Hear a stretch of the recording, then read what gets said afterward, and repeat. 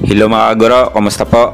Update po tayo patungkol sa matatanggap nating medical allowance na nagkakahalaga sa 7,000 pesos. At simula na yan ngayong taong 2025. Ibibigay kaya ito ng cash? Yan ang ating pag-uusapan sa episode nating ito. Pero bago yan, sa muli, akin kayong inaanyayaan na kung hindi pa kayo nakasubscribe sa ating YouTube channel, ay mag-subscribe na po at paki-follow na rin ang ating Facebook page. Saan ko ba yan mga kaguro? Marami pong salamat. Ang medical allowance ay ibibigay po para sa mga qualified government civilian personnel at kasali na po dito tayong mga kaguruan. Nilagdaan ito noong nakaraang taon lang kasabay ng salary increase ng mga government personnel. Ito ay taon nang ibibigay na nagkakahalaga sa 7,000 pesos. Ito ay bilang tulong na rin sa mga kawanin ng gobyerno para ma-avail ang mga product na ibinibigay o binibenta ng mga iba't ibang health maintenance organization or ng mga HMO provider. Malaking tulong na rin kasi yung mga HMO type benefits para may mapagkukunan tayo o yung ating mga pamilya in case of emergency or kung tayo man ay magkaroon ng malubhang sakit. So kung ang tanong na kung maaari ba natin itong makuha ng cash, ating balikan ang nakasaad sa DBM Budget Circular number 2024-6.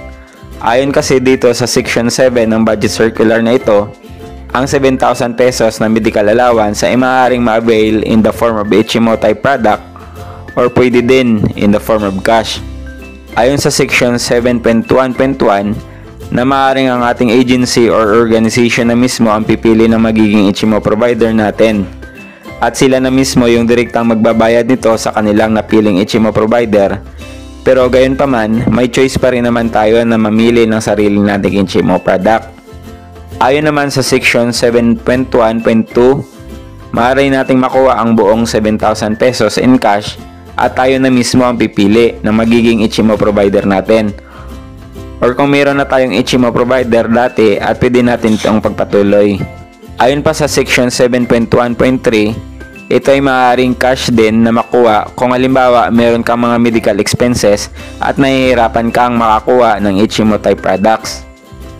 At ayon pa nga sa Section 7.3 na kung halimbawa ang isang individual na nag-avail ng HMO type product at hindi umabot sa 7,000 pesos yung halaga ng kanyang produkto, ay hindi siya obligado na ibalik ang sobrang pera.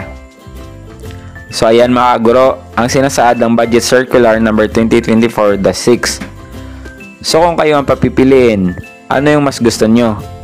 Kayo na mismo yung mamimili ng HMO product na bagay sa inyo, or kung aangahin siya na lang natin yung bibili ng HMO product para sa atin.